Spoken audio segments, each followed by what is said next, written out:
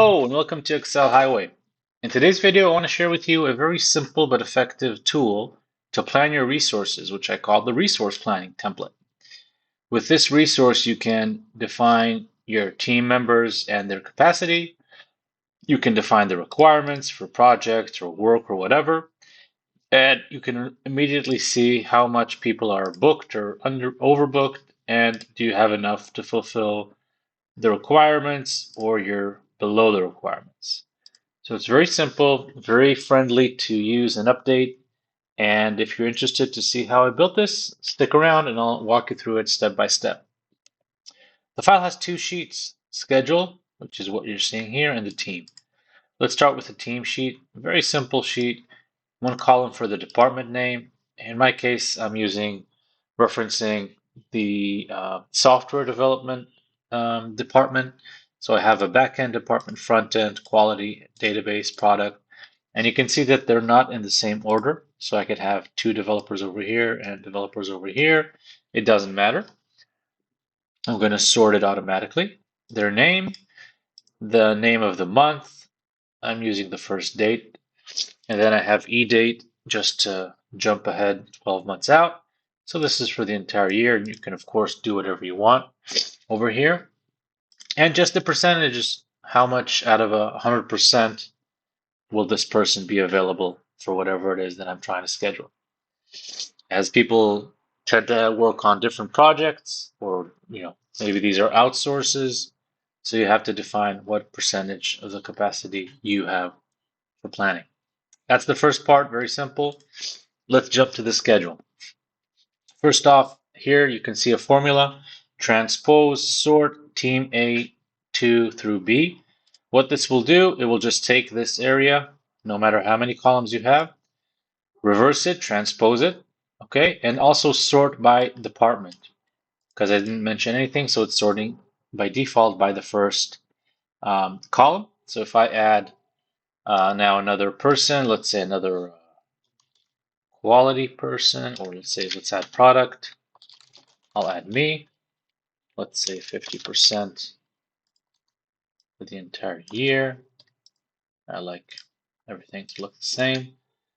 Then you see that everything shifted here. I see my name here, and of course the numbers don't change, and I see a new column for the person I had before. I'll just take that out, and it's back to normal. So using the sort before the transposing, just make sure you have every department as a bunch. Okay? So those are those two that you don't need to change and do anything here. Here you have the month. This I'm using data validation, and I want to be able to select from team. I'm using drop down from the range and just selecting the range because I don't want any value. I just want the values that I have, because as you select a different month, you'll see that the available number changes. Okay, so depending on the month that you're in. Just before we continue, please write a comment. It really helps with the algorithm. Could be just interesting, thanks, I like it, thumbs up, whatever. That really helps. So, how is the available row calculated? Very easily with index match. Index match for the month and team member name. So match will return the row number of the name of the person. So the name of the person over here, which row I'm at. And the second match will return the column position. And that's how I get the intersect between month and row. That's just the same formula over here. And I just get the percentage for the month. That's why it changes every time I change the month name. The booked column, that's just the sum of the column beneath it. So it's just whatever I have here in the cells below. There's a conditional formatting. Okay, if the value is greater than E3 because I built it over here, but if the value is greater than the value above it, then just paint it red. Okay, very simple. Over here, these three columns are manual input. So the project, the department, the required number of people that you need. The available book, that's just the sum of the row, right? Very simple. And also here, there's conditional formatting. Two conditions. If it's less than column C, or if it's greater than column C. So if it's greater or less, I want to paint it in yellow. You could do actually reverse if it's not equal and have just one, which is probably better, but both work. So you can see here it shows me yellow because I'm above the required. Because sometimes when you work on these things, you don't calculate in your mind the total number of people. So that's just to highlight. It shouldn't, this is very rarely happen, but you may even choose to have some redundancy and overbook. So later when you balance, you may look at this and say, okay, I have some more, I have some free capacity here. So that's how you can understand your project and work required capacity. Now, here's another conditional formatting, which makes it easy for the person to see what they can book, because this is a back-end column area. So no point filling out these cells, which are different skill people. These are the front-end database quality and product. So that's why you have the gray area. That's also conditional formatting.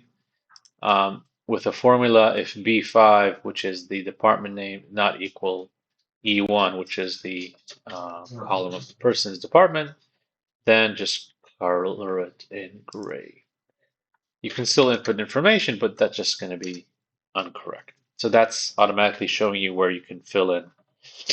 Person, I added a merged row in between the projects. You don't have to do that. Just I think it looks a little bit improved.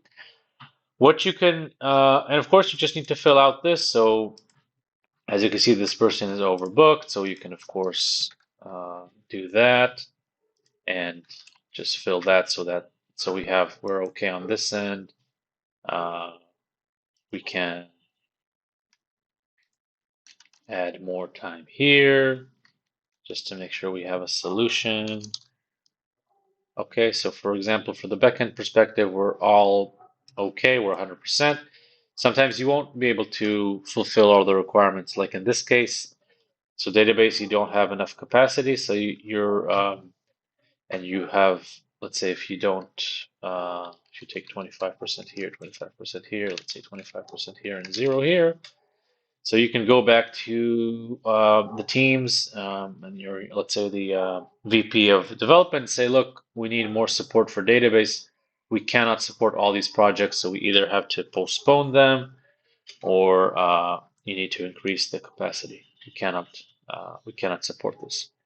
So these are your immediate results, because this should always be green. I mean, you should always show the real possibility, and that will show you, okay, what can I really support, what I cannot support.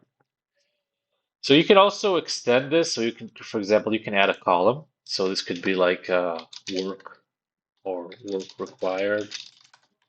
So you can say this would be development and development. This would be testing. This would be design. And of course, you can add more columns as you want. The whole mechanism won't change. It's just data, so you can do whatever you want. Just so, for example, you could have two. These both could be backend. So if you could have development, or this could be phase 2, or something like that. So you can have it. So you see it automatically colors it in gray. So that gives you more flexibility once you build the structure. That's it. If you found, and of course, one last thing, of course, you can add more. All you need to do is just take one here and just paste it, and then you can call it like this, and just continue working. So, yeah. I hope you found this content valuable. If you did, please write a comment. It really helps the algorithm with these YouTubes, and subscribe so you can stick around for the next one. Take care.